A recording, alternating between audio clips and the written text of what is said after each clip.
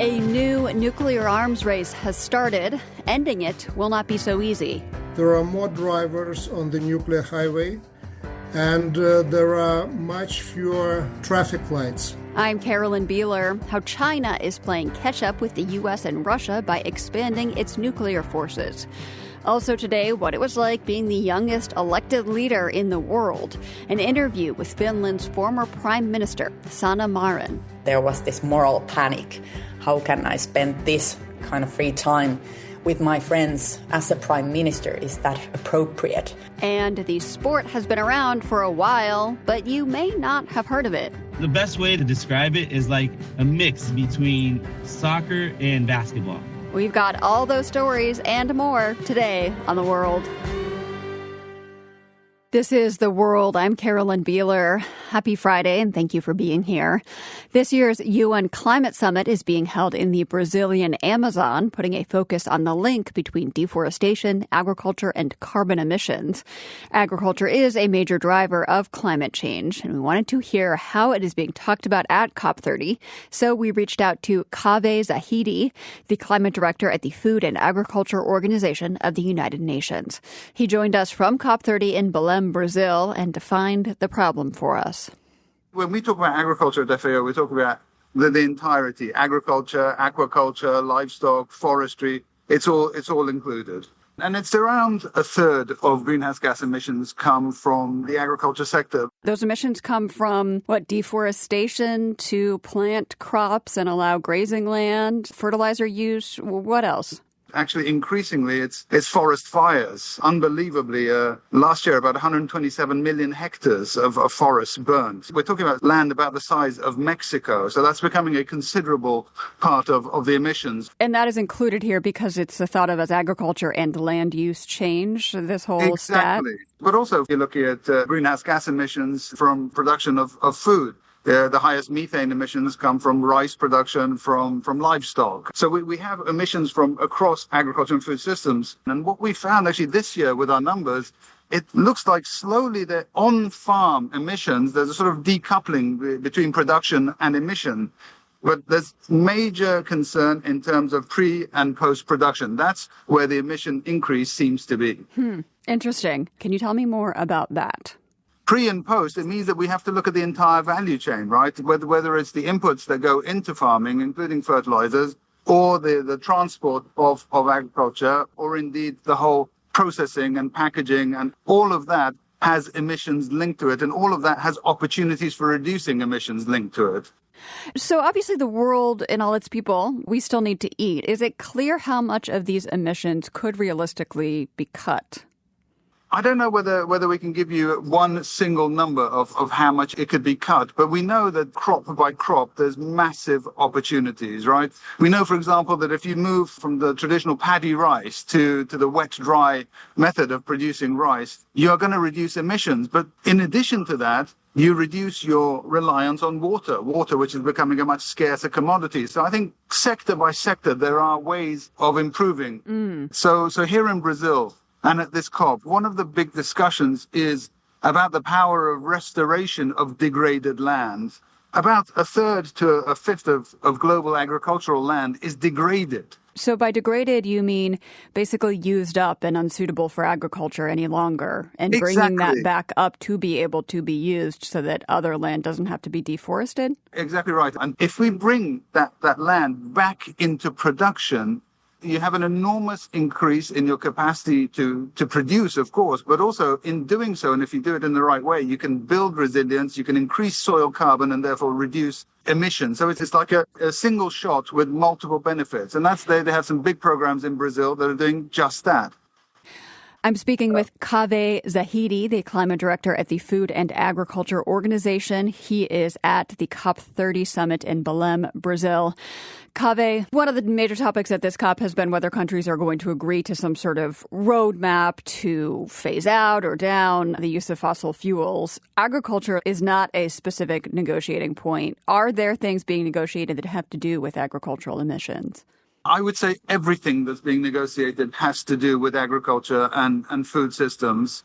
How can you, for example, in the conversation on just transition, how can you talk about a just transition that doesn't include agricultural workers and communities? How can you talk about loss and damage when you know that the majority of losses and damages are going on in agriculture and food systems? How can you talk about finance when you know that the finance is not flowing to the agri-food system solutions that are absolutely central to delivering both on adaptation and mitigation? So I would argue that actually agriculture should be across all of the negotiation. This year's climate summit was a deadline for countries to submit their next round of national plans to bring down their carbon emissions. One criticism I've seen is that these plans have not sufficiently addressed agricultural emissions specifically. Has there been any movement on that front? So when it comes to agriculture, almost 100% of NDCs mention agriculture. NDCs are nationally determined contributions, the shorthand for those plans. Exactly so.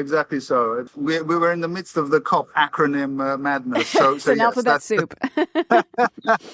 So these national climate plans, almost 100% mention agriculture and food systems in terms of how they're being impacted and in terms of some of the opportunities. But what we're seeing is not enough of them translated into tangible interventions for adaptation or for mitigation. And I think that's where part of the ambition gap lies. I mean, in the latest, these climate plans, amongst the top 15 agri-food emitters, only 8% of the emission reductions pledged for agri-food systems are supported by actual concrete mitigation measures. There's been reporting that there are more agriculture industry lobbyists at this year's climate summit than usual. Has that changed the conversation around this topic? I'm not sure. It's hard to tell. You know, these are big events, big meetings. I think what we see is an increased visibility of agriculture and food systems, especially in what's called the presidency's action agenda. At a COP like this, you have, of course, the core negotiations, and you see the negotiated text that comes out, the Paris Agreement being the pinnacle of that. But parallel to the official process is the presidency's action agenda. And what we've seen over the past 4 or 5 years is an increased focus on agriculture and food systems. And we've seen that very much here as well. The COP30 presidency of Brazil has launched some fundamental initiatives to do with climate and agriculture. For example, an initiative called Raiz, about restoration of degraded land. You've seen about the Tropical Forest Forever Facility, about basically finding a way to pay for standing forests. So yes, there are many players. And I'll just note that presidency track is not legally binding. There are no repercussions if people make promises they don't deliver on, unlike the Paris Agreement, which does have parts that are legally binding. Exactly so. And that's why the action agenda is so important. I mean, we've seen to get to where we need to go, we need systems change. And that's a big ask. And to be able to get there, you need everybody, right? You need public, private, you need the partnerships, you need governments to lead, you need businesses to come in right behind. Kaveh, the final hours of the negotiations are happening right now. How do things look there? I'm very encouraged by the outcomes of basically trying to get into implementation. We're seeing real movement there. I'm less encouraged by what we see in the negotiation text. Not much reference to the central role of agriculture and food systems in being able to help us adapt to a changing climate and, of course, mitigate our emissions. Kaveh Zahidi is the Director of Climate at the UN's Food and Agriculture Organization.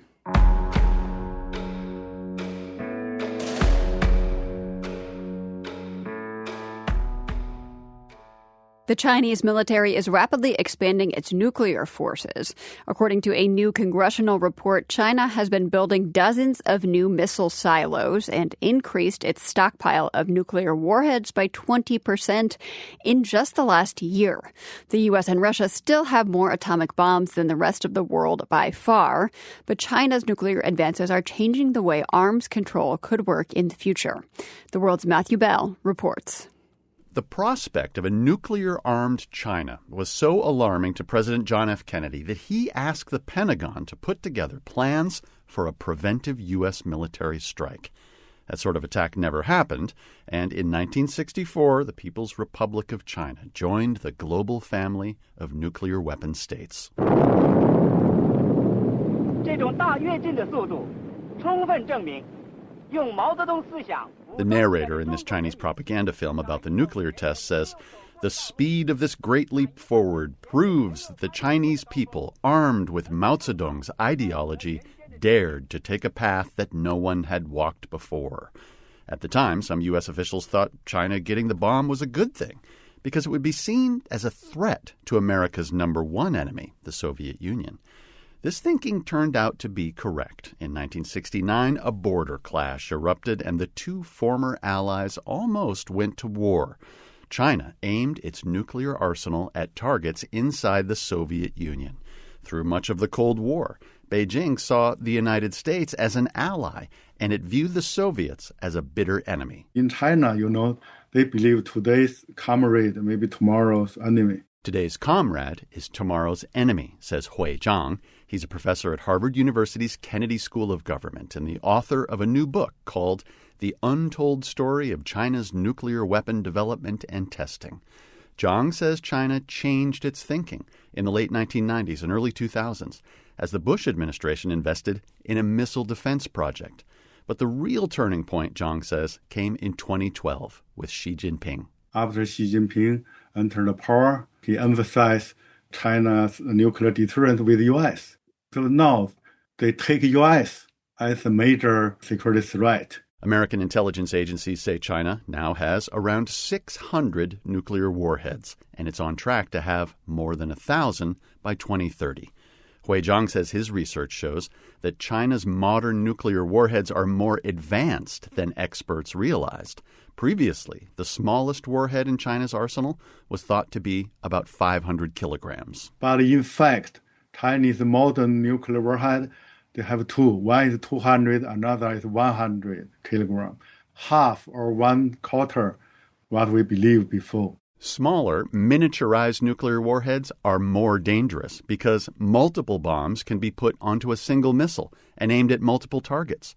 Still, China's nuclear stockpile is a fraction the size of the U.S. and Russian ones. Between them, they've got about 8,000 nuclear warheads. And here's why the Chinese government says it won't take part in arms control talks.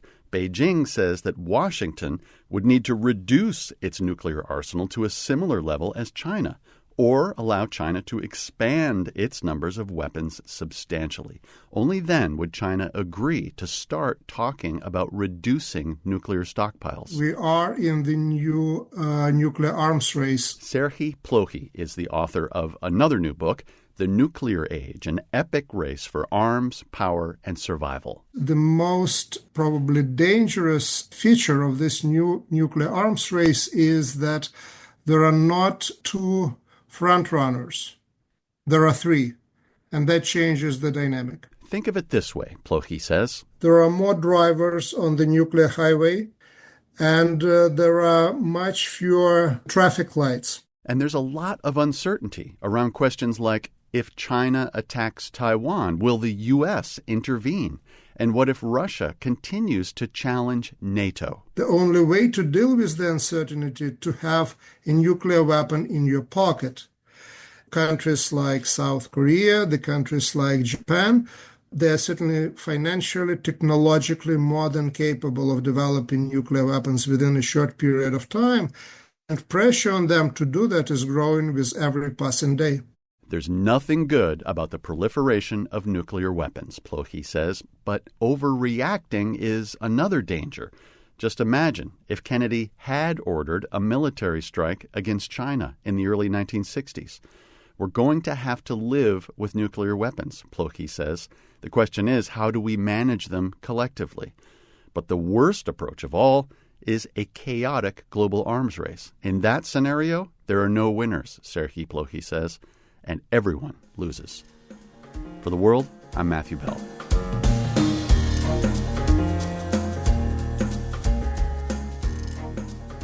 This is The World. I'm Carolyn Beeler.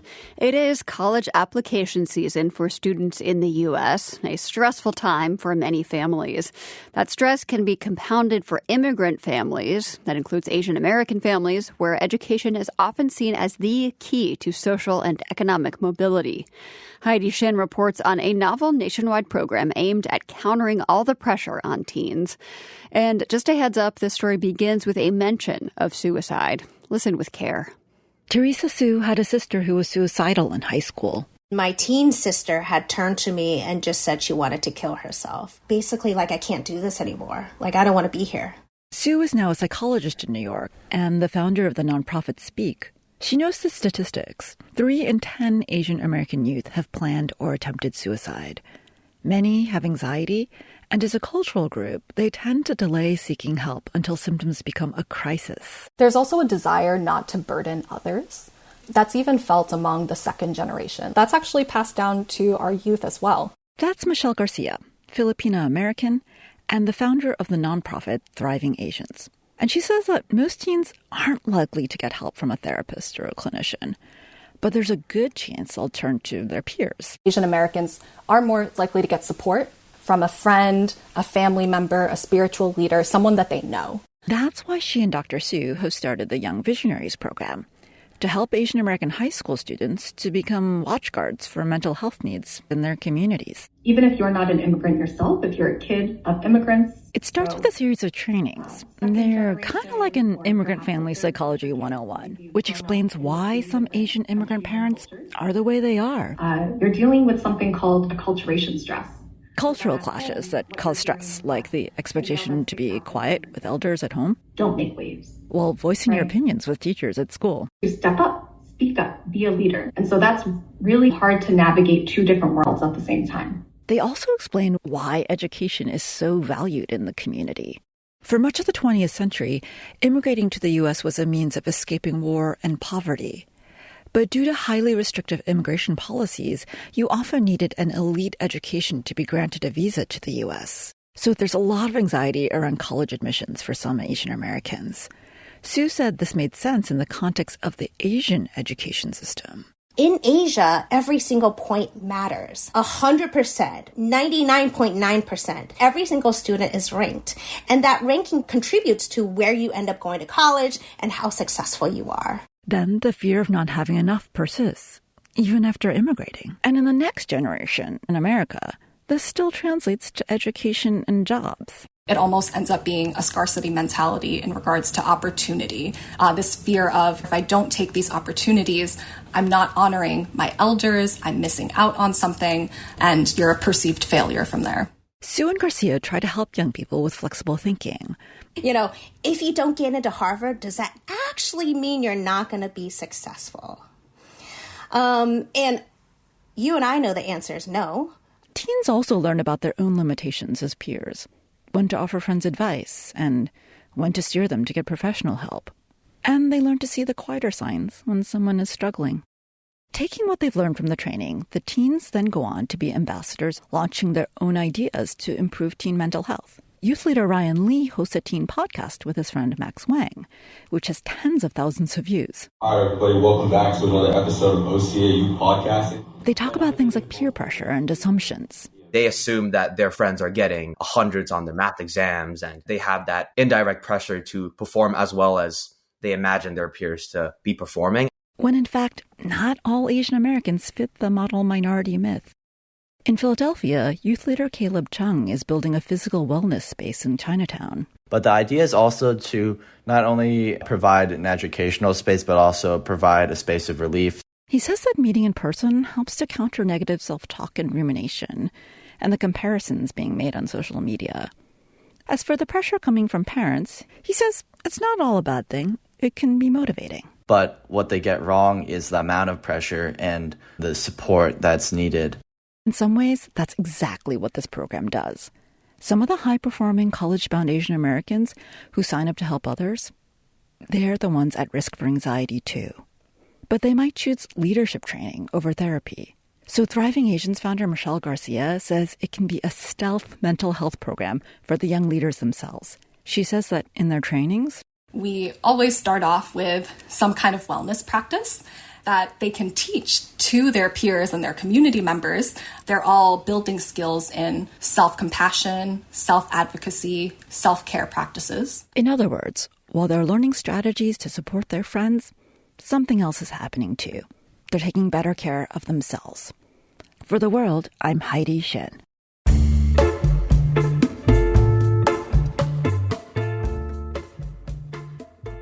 When Sanna Marin became Finland's prime minister in 2019, she was the world's youngest elected national leader. For 4 years, Marin led her country through the COVID-19 pandemic and into the NATO military alliance after Russia invaded Ukraine. Her new memoir is called Hope in Action. It explores how she navigated these challenging times and the consequences of being a millennial living, in her own words, like someone my age. She recalls that when she became prime minister, she didn't feel fully ready. It wasn't an easy choice. I had to step in a situation where we had a governmental crisis and the previous prime minister had to resign. And at that time, I had just under a 2-year-old daughter at home. And of course, it took some consideration, should I seek that position or not, as the first vice chair of my party and a serving minister then. But then I got that positive feedback from my family and my close ones that said to me, of course, Sanna, you should run for that seat and office. You would do a good job. But I didn't actually feel ready. I was terrified of taking that position. And I asked those that were close to me at that night when I got elected, do I really have to do this now? So I couldn't say that I was fully ready and I felt fully confident. But I've also later learned that actually those moments when you don't feel ready and you don't feel maybe most prepared are the most important moments, because those are also the moments when you can learn. And then you can also find out that maybe you can do the things that you were maybe a bit scared of. Not long after you took office, the COVID pandemic started. Finland had some of the lowest COVID rates in Europe during your time in office. You write that trust played a role in that. How so? Trust, the deep trust that Finland has embedded within our society, played actually an extremely important role. We have that welfare model in Finland, Nordic welfare model, that enables everybody to pursue their dreams, have equal opportunities when it comes to education, to work, in society in general. And that kind of society also builds trust, because when you meet those hard situations in your own life, you can trust and count the togetherness, and the society will carry you through those hard moments. So we have this deep trust within our society. And especially in the moments of crisis, it is extremely important that citizens and people can trust the institutions, us politicians, the government, but also the medical authorities, other institutions. So when we had to take extremely hard restrictive measures on place, and many of those measures were actually volunteer-based because we didn't have all the legislation on place when COVID started, people listened, they trusted that we had their best interests on mind, and they participated from the voluntary basis. And that's why we were also able to keep our infection rates so low and the death rates so low. So I would say the deep trust that we have within our society played an extremely important role. Russia invaded Ukraine while you were prime minister, too, adding to the busyness of your tenure. Finland shares an 800-mile border with Russia, and it was not part of NATO at the time. It joined under your leadership. Can you talk about what the substantive difference for Finland's security is now, today, 2025, because it is a NATO member? Well, of course, it was an extremely difficult situation when Russia started the full-scale invasion to Ukraine. And it also meant for Finland to have that discussion within our country, is the policy of being military non-aligned coming to an end, and should we seek a membership in NATO? And it was a very volatile moment because Europe was in active war and there were a lot of fears and worries also at that time. But it was at the same time very clear that we will seek membership. Finland has always invested heavily in our own defense capabilities because we have very difficult history with Russia. We have been under Russian rule, and after becoming independent, we have had to fight wars with Soviet Union. We have maintained our independence, but we have lost land and lives, and it have been extremely difficult period of our history. So we know what kind of aggressive neighbor we have. And we have invested heavily in our own defense capabilities, unlike many European countries. And seeking membership in NATO was, of course, ensuring that we wouldn't be alone in a situation if Russia would also pose that kind of threat towards Finland than it was posing to Ukraine. We have an aggressive neighbor and we have no illusion what it is capable of. And so is Finland safer today because it is a member of NATO than it would have been otherwise, especially given the provocations that Russia is sending across the border into many European countries? I would say that Finland is now more safe because we are part of the alliance. We already were a very close ally to NATO and we had deepened our cooperation and we were fully in line also with all the NATO capabilities before we applied the membership. But of course, we are now more safe together with the alliance. And I only hope that actually in the future, we can also see Ukraine part of NATO, because we have to understand that even though they are now in the midst of war, it is the only country in Europe that have that modern warfare experience. And they have the strongest army now in Europe. And we need the lessons learned from Ukraine. And we need Ukraine also as a security provider for all of Europe, because they are strong and they are showing strength that is also unprecedented in our times. Since leaving office in your post as prime minister, you've been working on efforts to support Ukraine. Why does Ukraine matter for the rest of Europe, especially right now when the U.S. is maybe not seen as such a reliable partner? Ukraine is part of Europe, and Ukraine's future is part of Europe. And Europe is very reliant also of the future of Ukraine. So our futures and our destinies are linked. And I would say that one of the biggest mistakes that we as international community made was made 2014 when Russia attacked Ukraine and annexed Crimea. And the international response was so weak, and Russia took full advantage of that weakness. And now we shouldn't make the same mistake to be seen as weak, because there are authoritarian countries and leaders watching the actions of democratic world. And if we don't show strength and determination, we will find it ahead of us. Sanna, I want to turn to something else you write about in your book, which is also something that our listeners here in the U.S. may remember, which is when you ended up in the news because of a video of you dancing with friends at a party.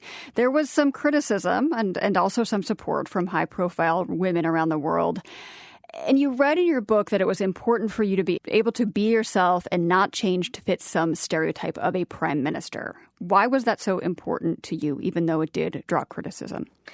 Well, of course, most of the time during my government was the handling the big crises, first global pandemic, the war in Ukraine, our NATO process, and just the everyday life of a coalition government, the endless negotiations and domestic politics and European politics that I had to handle as a prime minister. But there were also those moments that felt personally to me frustrating and also out of proportion. So my book has a whole chapter about my scandals. Right. Whole list of them. Yeah, whole list of them. Not political by nature, so not scandals about misuse of power or money or corruption or any serious to do with the work itself, but they are on the moralistic side.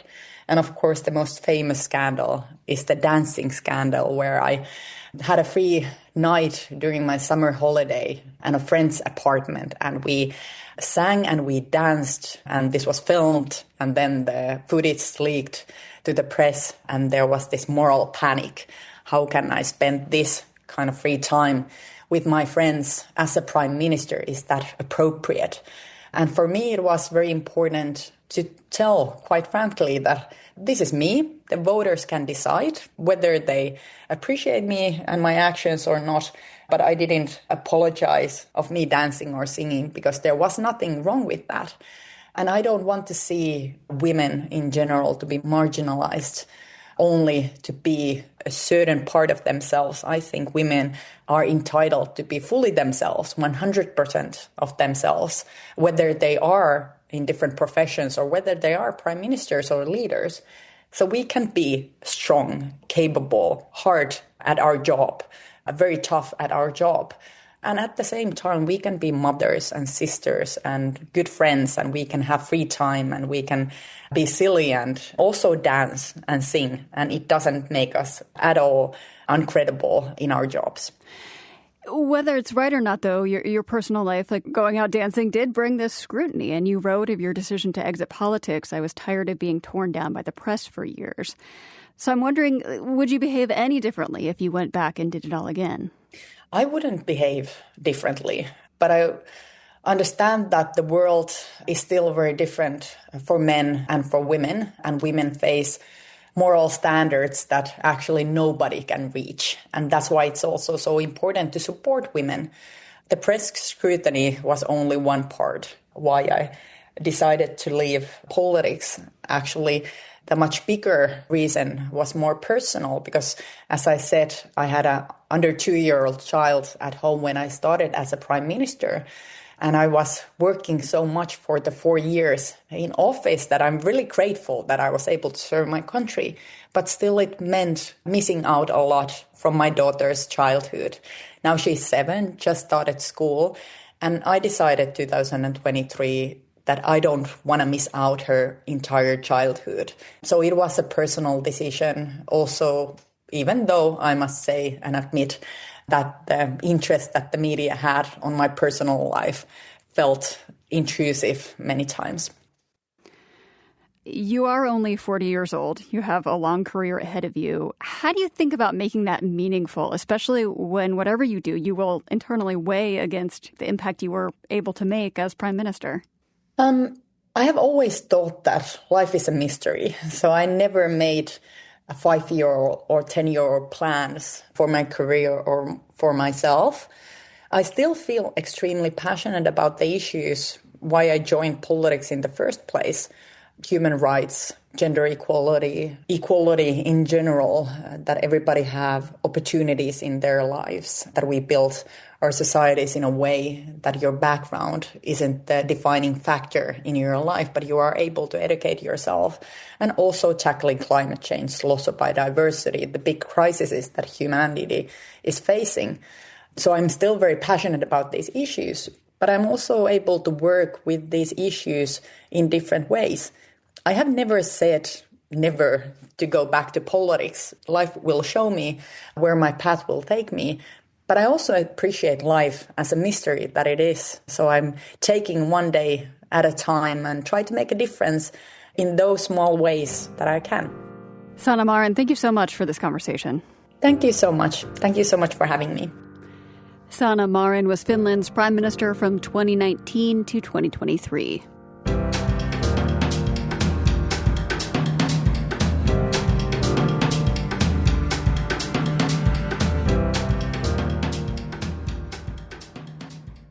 Soccer is seen as the most popular sport in the world, with an estimated 3.5 billion fans across the globe. Of course, many people also play themselves on their local fields or pitches. There is another sport that is, let's say, soccer adjacent that is also beloved and growing. The World's Bianca Hillier reports on the sport of futsal. To the uninitiated, futsal is often quickly described as indoor soccer. That's not too far off the mark, but Lucas Dantis puts it a different way. The best way to describe it is like a mix between soccer and basketball. Dantis is a coach and technical director for Jinga Futsal, a club in New England. He says futsal is played indoors on a court that's a little bigger than a basketball court. Just like basketball, 5v5, you play on a hard surface, you play with sneakers. You still kick the ball around with your feet, like in soccer, but the ball is a bit different too. says Jamie Fahy, a journalist at The Guardian. So it's slightly heavier, so it stays on the ground more, doesn't bounce as much. It's about 40% of the bounce of a regular soccer ball. Fahy says there are also key differences in the rules. For example, in futsal, there are unlimited substitutions and none of that pesky offsides business. Plus, futsal goalies can only keep possession of the ball for 4 seconds. So you have to get on with the game. It's quite a fast, frenetic sport, and there's lots of physical contact. Futsal dates back nearly a century to the year 1930. A man named Juan Carlos Seriani created the game in Uruguay. But Fahy, who also wrote a book on the history of the sport, says futsal quickly spread to neighboring Brazil, which is where it really took off. From Brazil in the 1960s, it moved into Europe, mainly Eastern Europe to start off with, then Spain, and into parts of Asia. FIFA, soccer's global governing body, took control of the game in 1989 and hosted the first men's futsal World Cup that same year. Brazil won the inaugural tournament and 5 of them since then, making them the most successful national team in the sport's history. Women have been playing the game since the late 20th century, and there are professional leagues in places like Brazil, Indonesia, Spain, and Italy. But those athletes have had to wait until now to get the first ever Women's Futsal World Cup. Kickoff for the inaugural tournament was just this morning in the Philippines. Drift out to the right-hand side, coming back in again. Cues up the strike.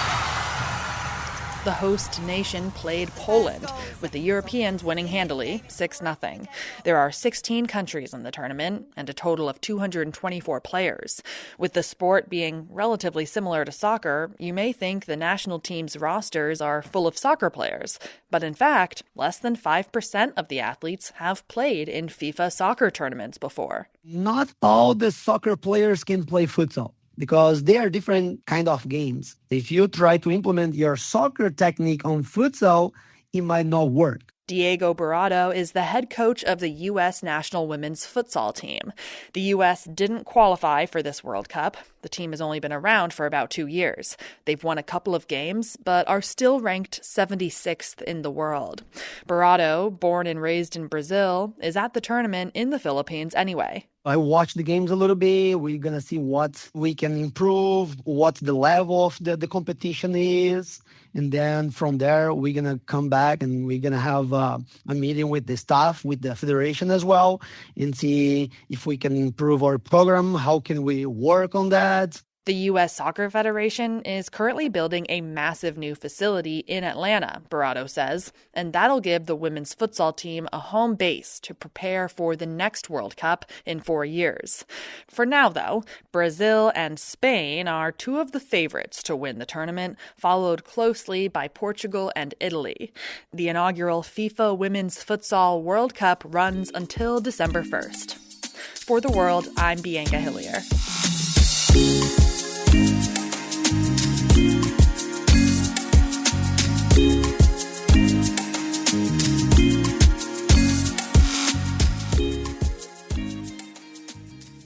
Baghdad has been a center of culture and learning for centuries. A cafe in the heart of one of Baghdad's oldest neighborhoods has hosted writers, intellectuals, and artists for more than 100 years.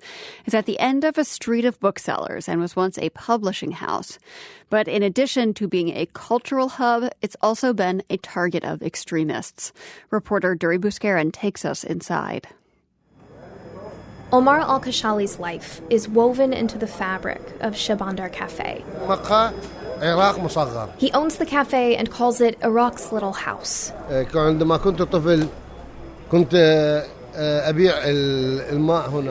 an interpreter, Kashali tells me how, as a child, he and his brothers would stay here from morning until night while their father managed the place. The cafe is in a historic building that was originally a printing press. It was once owned by Iraqi politician Musa al-Shabandar. The wooden benches are covered in red kilim material, like a 19th century coffee house. Framed photos line the walls. Kashali tells me he remembers how his father carefully chose each of the photographs. Visits of kings, famous writers, men who sang maqam, traditional poetic stories that are memorized and sung in a kind of narrative history. When Khashoggi's family took over ownership of the cafe in 1963, they decided to keep it as a place where time stands still. The menu never changes. Arabic coffee, black tea, or a sour tea made with dry black limes and a healthy spoonful of sugar. You can smoke shisha out of a tall hookah pipe, but you can't play backgammon, Khashoggi says. Just no sound. Khashoggi likes it quiet. He wants you to have a conversation here, meet a new friend. Cafe regulars remember certain rules from years long gone, how certain writers would have a specific bench where they would sit, and no one else could sit there. One of the regulars, Jamal Abdullah Al-Qassab, remembers coming here every day to drop off a packed lunch for his father, a barber who worked nearby. His friend, Ahmed Qasim Al-Amin, also comes often. And in those days, he says, younger men wouldn't sit in the cafe if their father or older brothers were there. It was a gesture of respect. These stories and memories are all part of the legacy that Khashoggi hopes to protect. There were temptations to change it or even sell the property, Khashoggi says. But my father resisted, and he insisted on keeping it as it always was. Shabandar Cafe has been here through it all, charting the history of Baghdad since 1917, the independence of Iraq from the British Mandate in 1932, the long reign of dictator Saddam Hussein, and the U.S. invasion in 2003. Iraqi journalist Awad Al-Taib first introduced me to Shabandar Cafe, and it's been a part of his life, too. This cafe represents the history of Iraq, the suffering of Iraq. In 2007, 4 years into the U.S. occupation, al-Qaeda militants drove a car full of explosives to Shabandar Cafe. Al-Tai was one of the first reporters on the scene. Caused to the killing of 68 and wounded more than 150 persons. Part of the place being destroyed. Among the dead were owner Omar al-Khashoggi's 4 brothers and a nephew. Khashoggi was the only son to survive. He and his father, Mohammed al-Khashoggi, decided to repair the cafe and reopen. And Al-Tai says the community supported them. Me and my colleagues and my friends and many people decided to make a challenge against Al-Qaeda. If Al-Qaeda wanted to stop people from reading with this symbolic attack, Al-Tai wanted to fill Shabandar Cafe to show they couldn't be stopped. And we succeed. Al-Qaeda's gone and the cafe remained. Khashoggi's father printed large photographs of his sons and grandson who died in the bombing. He hung them on the wall and renamed Shabandar the Martyrs Cafe. Khashoggi remembers how his father would always say, I forgive, but not forget. The following years were difficult. The U.S. occupation lasted until 2011, displacing millions and leaving the Iraqi economy in tatters. In 2016, at the height of the ISIS insurgency, Khashoggi was kidnapped and held for ransom in Baghdad. Mafia, like mafia.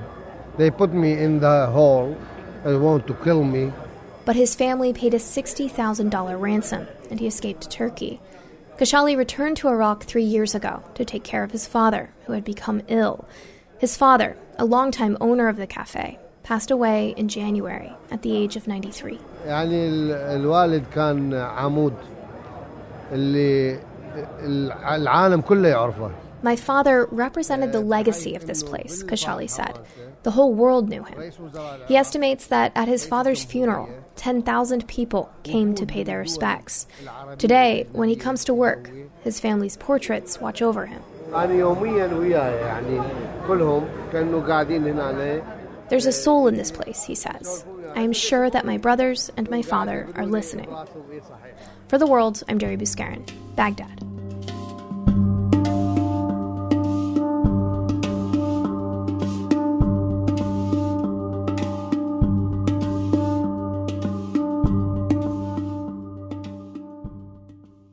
I'm going to send you off into the weekend on an uplifting note. That is a French horn blasting from the coldest place on Earth. Natalie Payne, a musician in New Zealand's Navy, uses it to practice in Antarctica. Here's a snippet from her warm-up.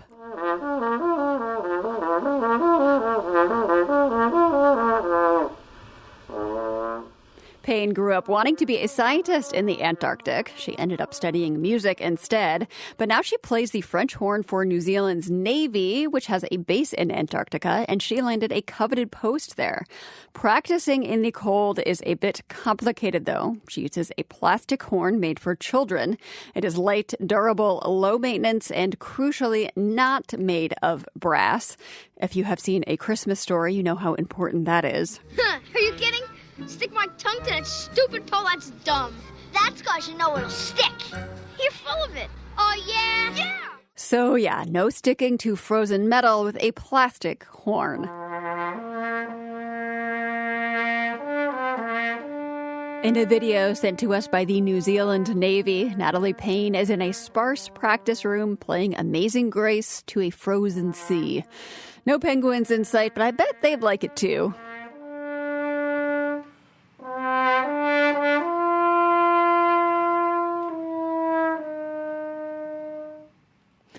The World is produced by GBH and PRX, broadcasting weekdays from the Nan and Bill Harris studio in Boston.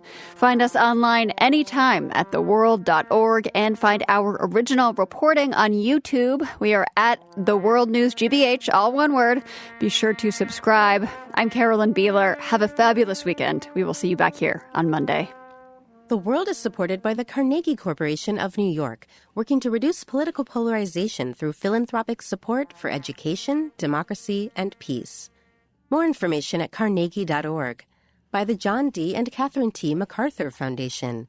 Committed to building a more just, verdant, and peaceful world. macfound.org. And by FJC, a foundation of philanthropic funds serving the nonprofit sector with donor-advised funds, fiscal sponsorship, bridge lending, and more. FJC.org. The World's theme music is composed by Ned Porter. The World is a co-production of GBH Boston and PRX. More information at theworld.org.